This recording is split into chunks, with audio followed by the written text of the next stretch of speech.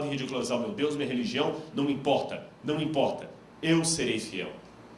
Agora, outros já foram fiéis ali. Esse lugar onde eu estou aqui é a prisão mamertina. Lembra que eu falei de Paulo e Pedro? Paulo uma vez escreveu assim: eu sei em quem tenho crido, e sei que ele é poderoso para me dar no dia final a coroa da justiça. Você lê isso na Bíblia e parece tão bonitinho, tão poético, né? Paulo, eu sei em quem tenho crido, olha que bonito. Mas Paulo escreveu isso na prisão mamertina. Se você descer, hoje evidentemente que a prisão mamertina está adaptada para o turismo. Mas naquela época era um fosso, estão vendo a escadaria aqui? Era um fosso e raramente a luz do sol penetrava naquela masmorra. Bom, eu não sou tão alto assim. Eu tenho 1,73 m, nem lembro qual foi a última vez que eu medi, mas deve ter 1,72 m, por aí. Cálculo, se não estiver errado no cálculo aqui, mais ou menos isso, né? 1,70 m que eu devo ter. Vocês estão notando que o teto batia quase na minha cabeça? Perceberam? Agora imagina o apóstolo Paulo preso aqui, num ambiente em que a luz do sol não entrava, escuro, fétido, úmido, e ele ali escrevendo com luz de candeeiro: eu sei que eu estou fiel a Deus e vou continuar fiel até o fim. Paulo sabia que ia morrer, mas ele foi fiel. Então realmente, olha aqui, esse homem que era mais alto que eu, ele estava conversando com a mulher aqui explicando, ele teve que ficar mais baixo.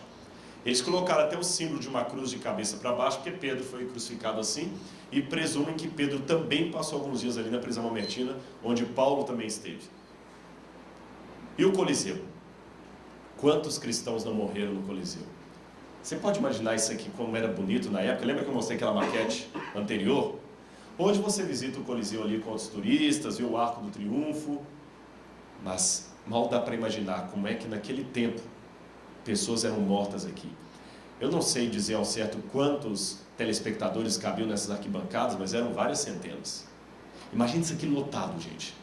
O público não via esse fosso aqui não, viu? Isso aqui ficava tudo coberto por madeira. Esse fosso era o subsolo. Então aqui embaixo era onde as pessoas trocavam de roupa. Os gladiadores trocavam de roupa, havia jaulas dos animais. Então o público não via isso aqui. Isso aqui era completamente coberto. Não sei quando assistiram aquele filme O Gladiador, em um determinado momento lá, eles levantam uma portinhola do chão e sobem dois animais. Era assim que funcionava. Eles ficavam nesse subsolo, o povo não via. E lá estava o povo, gritando, ensandecido, porque eles queriam ver sangue. Era isso aqui mais ou menos o Coliseu na época. E aqui havia então gladiadores lutando com animais, a tribuna do imperador, pão e circo era o que os romanos davam para todo mundo. Daqui a pouquinho, a multidão, já não contente em ver só briga, começou a gritar: tragam os cristãos! Tragam os cristãos! Imagina jogarem os cristãos ali para serem mortos da pior maneira que você pode imaginar. Hoje é fácil vir a uma igreja. Hoje é fácil dizer: eu sou membro de uma igreja, eu sou adventista, eu sou católico, eu sou batista, eu sou presbiteriano. Eu sou cristão. É até fácil. Naquela época, se você dissesse isso, você estava dizendo: eu quero morrer. Hoje dizer eu sou cristão é até colocar-se como uma pessoa de bom caráter. Naquela época dizer eu sou cristão era dizer: eu quero morrer. Imaginem quando o imperador trazia, e como acontecia com os gladiadores, só que nessa hora o cristão não tinha chance de defesa. Ele mandava aquele gesto de assassinato, de matem. E vários cristãos foram mortos aqui. Querem ver uma coisa curiosa que eu tirei de alguns desses lugares? Aqui, como eu falei, havia os gladiadores e havia também os cristãos. Isso aqui é um mosaico de uma das casas. Lembra que eu falei com vocês lá em Clunia, que a gente limpava as casas? E esses mosaicos, eles costumavam ter, o mosaico de um banheiro, eles costumavam ter cenas dos espetáculos do Coliseu. E uma cena me chamou a atenção. Estão vendo aqui o mosaico? Estão vendo aqui? O que será essa cena? O que vocês deduzem? Olha aqui. Aqui são gladiadores brigando com animais, mas animais porque eles punham para brigar, tipo galo de rinha, então eles punham dois animais bravos para lutarem até a morte. Mas essa aqui me chamou a atenção. Um mosaico silencioso, piso de um banheiro, mas mostrava o quê? Alguém sendo atacado por um tigre. Talvez mais um cristão. Daqueles muitos que foram martirizados para que hoje você tenha o direito de ler sua Bíblia em paz. Tem muito sangue na história desse livro aí. Pessoas que pagaram com a vida para que a Bíblia chegasse até a sua mão hoje. Bíblia que muitos de nós às vezes nem damos valor, né? Fica numa estante lá, numa prateleira, de qualquer maneira. Muito sangue rolou para que essa Bíblia chegasse até aí. E eu quero contar para vocês duas historinhas aqui antes de a gente passar para o batismo. A primeira delas foi de algo que me fascinou lá em Roma, que foram as catacumbas de Roma. Eu vou contar essa história para vocês. Flávia Domitília era sobrinha do imperador Vespasiano. E muitas mulheres da nobreza estavam se convertendo para o cristianismo no primeiro século. Muitas, muitas. Flávia Domitília também se tornou cristã. Só que naquele tempo havia uma coisa curiosa. Os cristãos não tinham o direito de serem sepultados de maneira normal, porque a religião era proibida. E os romanos não tinham também o costume de sepultar, eles cremavam as pessoas. Os cristãos não gostavam muito de cremar naquela ocasião, porque tinham medo de atrapalhar a ressurreição final. E eles queriam um sepultamento digno. Então Flávia Domitília resolveu dar um presente para a igreja cristã. Ela falou: já que os meus irmãos não têm direito a um sepultamento digno, eu vou dar isso para eles. Ela gastou toda a fortuna que ela tinha para construir debaixo da propriedade dela galerias e galerias subterrâneas, onde pudessem construir túmulos para os cristãos, compreendem? Porque aí ficava debaixo da terra, você poderia ser sepultado em paz. Tanto é que é curioso que essas galerias ou catacumbas depois receberam o nome de cemitério, que até hoje a gente chama.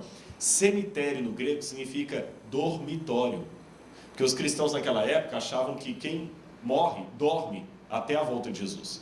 Era mais ou menos assim então que funcionavam as galerias. Eram corredores e mais corredores. Aqui está uma passarela normal.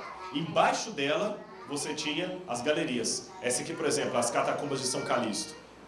Estão vendo por baixo aqui?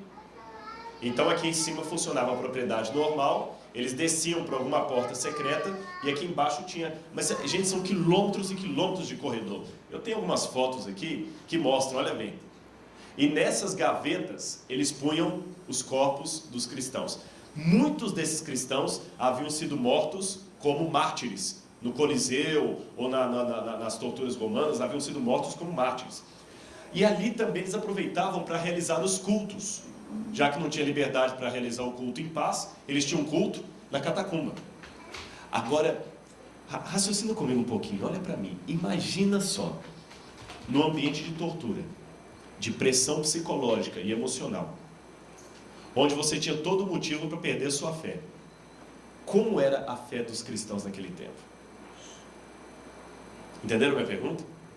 Hoje alguém aqui foi proibido de vir aqui, a polícia parou, está indo para a igreja, vou te prender? Não. Temos liberdade religiosa no Brasil, não é isso? Temos liberdade religiosa. Ninguém aqui é proibido de ir a uma igreja. Ninguém aqui é proibido de fazer uma igreja. Se você quiser abrir uma igreja na sua casa, você abre. Ninguém vai proibir. Mas é interessante que mesmo com tanta liberdade religiosa, como nós negligenciamos às vezes a religião, né? Vou contar uma historinha para vocês. Imaginem que houvesse uma cidade onde as pessoas de repente descobrissem, quem conta essa história é Philip Yancey, as pessoas descobrissem que não existe Deus nem juízo final. Raciocina comigo um pouquinho. Imagine uma cidade, vamos dar o nome dela de Assirema, cidade de Assirema. Na cidade de Assirema, as pessoas descobriram, para longe de qualquer questionamento, que não há Deus nem juízo final. Como deveria ser o comportamento das pessoas sabendo que não há Deus nem juízo final? Que a vida é só essa, só essa. Você viveu, morreu, acabou. Entendeu? Não tem mais nada depois. Como é que seria o comportamento das pessoas nessa cidade de Assirema? Bom, eu presumo que elas iam aproveitar bastante essa vida, porque afinal de contas essa vida é a única. Não tem Deus, não tem juízo final. Então se elas iam aproveitar essa vida, a velhice ia ser uma coisa que as pessoas iam tentar empurrar ao máximo, porque ninguém queria ficar velho, porque velhice é sinônimo de que minha vida está acabando, e como só tem essa, então as pessoas iam tentar de toda maneira empurrar a velhice o máximo que podem, o máximo que pudessem, fingir ou agir como se a velhice não estivesse chegando, como se a velhice não existisse, como se fosse uma coisa banal. Rostos de velhos não estampariam os outdoors, pelo contrário, os outdoors estariam estampados de rostos de pessoas jovens, demonstrando vitalidade. Os rostos novos e bonitos, musculosos, iam vender bastante, porque iam lembrar vida. O esporte ia ser uma sensação tremenda nessa cidade, porque esporte é símbolo de vida, de saúde, de estar ativo. Não seria mais ou menos assim? As pessoas não iam mais muito querer saber de fazer o bem. Por quê? Eu vou querer saber tirar vantagem. É lucro? Tem sentido para mim? Tem. Eu não tenho que dar satisfação a Deus. As pessoas iam ser fiéis enquanto estivessem sendo observadas, porque no escuro ninguém vai ficar sabendo mesmo. Não tem Deus? Não seria mais ou menos assim o comportamento de Assirema? Agora, é estranho que, imaginando Assirema, eu acabei de descrever em muitos aspectos o comportamento do próprio Brasil. Hoje nós não temos um país em que as pessoas estão empurrando, os velhos estão escondidos, às vezes ninguém quer saber deles. Onde os outdoors só colocam juventude eterna, parece uma juventude eterna, prometem juventude eterna. E é curioso, porque eu estou falando de um país onde, segundo o Ibope, 98%, segundo o Vox Populi, se não me engano, 98% da população dizem acreditar em Deus. Sabe, pessoal, há dois tipos de ateísmo. Há o ateísmo teórico e o ateísmo prático. O ateísmo teórico é aquela pessoa que fala, eu não acredito em Deus e ponto final.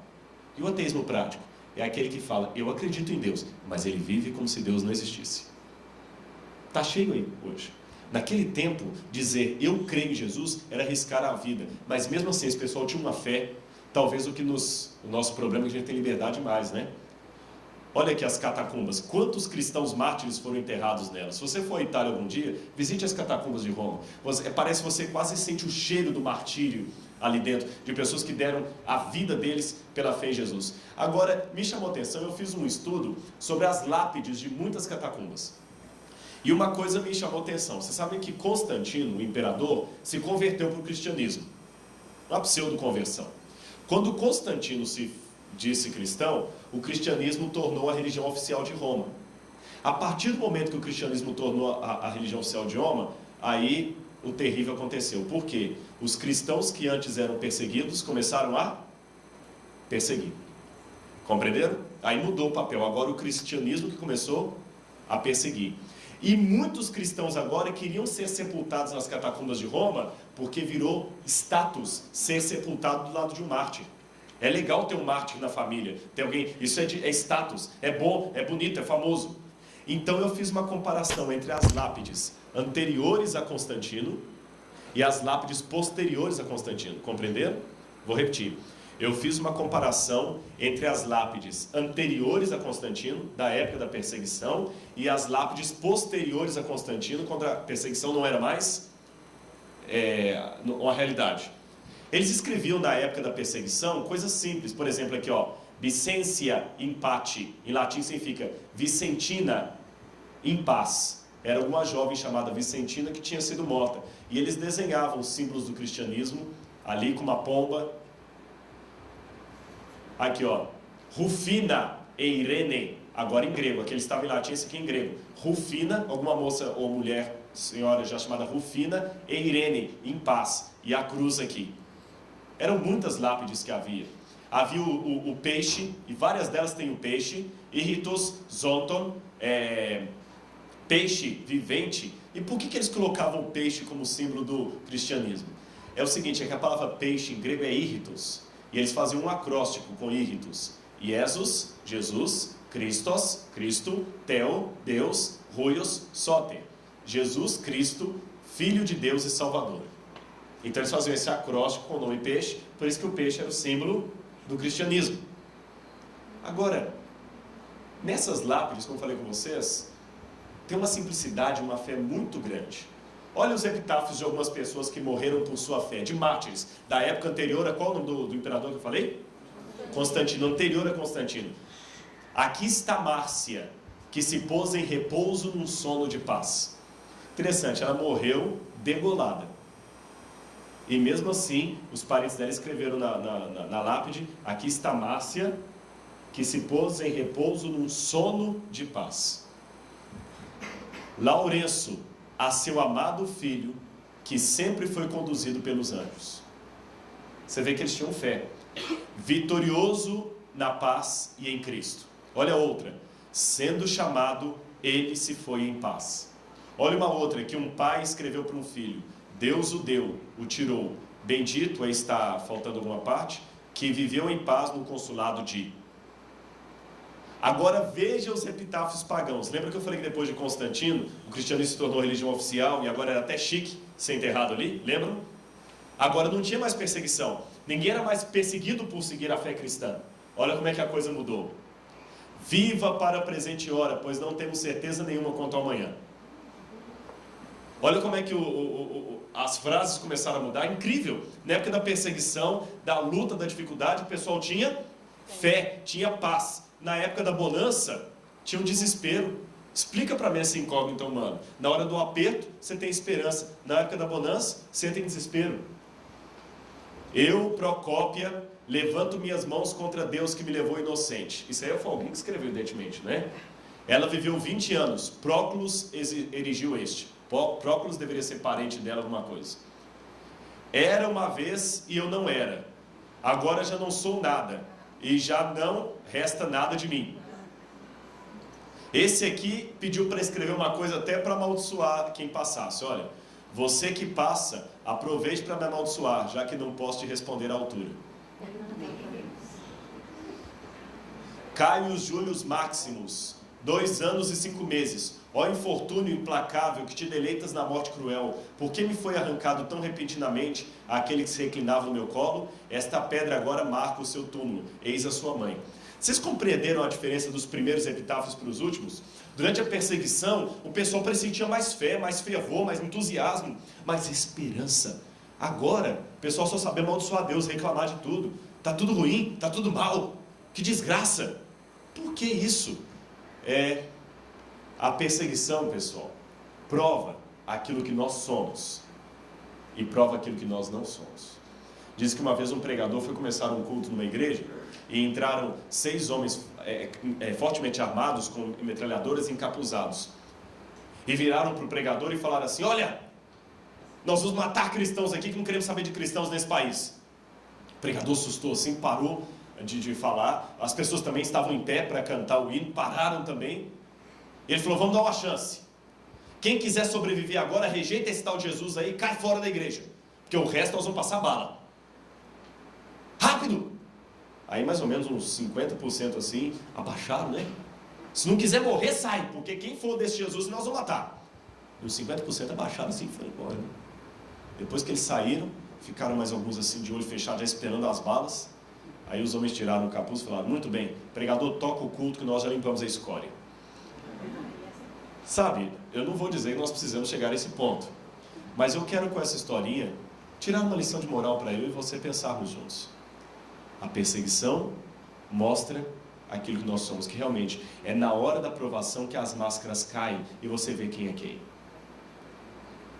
É nessa hora. É muito fácil, como eu falei, no casamento, você está ali na frente e trocar juras de amor e tudo mais, mas é no dia a dia que você revela realmente se você ama aquela pessoa e quer envelhecer com ela, ou se você está disposto a pular fora na primeira crise. É nessa hora que você vê. Na hora que você está com o dinheiro vindo numa boa, é fácil ser honesto. Agora, quando você está com o dinheiro curto e encontra uma mala cheia de dinheiro, aí você devolve ou guarda para você. Aí que nós vemos realmente quem é honesto, quem não é. Compreendem? É na hora do aperto que nós vemos realmente quem é quem, qual é o nosso caráter. E tanto é que nessa hora, alguns foram fiéis, mas outros nem tanto. Olha que tristeza essa página que encontraram aqui, que hoje está no Museu do Vaticano, e que mostra uma família que preferiu rejeitar Jesus para não ser perseguido. Eu vou traduzir, aqui está o texto grego e aqui está a tradução. Essa carta foi escrita por uma família que infelizmente optou por trair Jesus para não ser perseguido. Escolheram o lado mais fácil. Àqueles encarregados do sacrifício na vila de Teadélfia, da parte de Aurélia Bélias, filha de Péteres, e sua filha Cápimis. Nós temos sempre sido constantes no sacrifício aos deuses, porque o cristão não oferecia mais sacrifício aos deuses, né? E agora também em sua presença, em acordo com o regulamento, eu tenho oferecido libações e sacrifícios e provado as oferendas. Tanto o é que ele expedi que certificasse isto, assinando abaixo, que vocês possam prosperar sempre. Aí as testemunhas assinaram. Segunda mão, nós, Aurélio Serenos e Aurélio Hermas, vimos você sacrificando. Terceira mão, eu, Hermas, certifico. Primeira mão, no primeiro ano do imperador César Gaius Mécius Quintus Trajanus Décius Pius Félix Augustus Paulim 27, um líbero da perseguição de Décio em 250 d.C. Para não serem perseguidos, resolveram ceder à pressão e adorar o imperador. Sabe, se hoje fosse proibido seguir a Jesus, qual seria a história de sua vida? Eu quero terminar contando uma última história. Essa história, Tertuliano escreveu esse livro, e num dos capítulos do livro, Tertuliano transcreve um documento chamado Passio Perpetui. Esse documento conta a história de duas mulheres, Felícitas e Perpétua, que foram fiéis a Deus e morreram por amor a Jesus. E eu queria contar essa história para vocês. Eu até li aqui, eu tenho aqui um pedaço aqui da história que aconteceu na cidade de Cartago. Foi na época de Sétimo Severo. Perpétua era uma moça rica, 26 anos, e filha única do seu pai. Ela tinha irmãos, mas de mulher era só ela. E ela tinha a empregada dela, a escrava, na época tinha escravidão, que era a Felícitas. E as duas eram muito amigas. E Felícitas estava grávida. E tanto Perpétua como Felícitas se converteram ao cristianismo.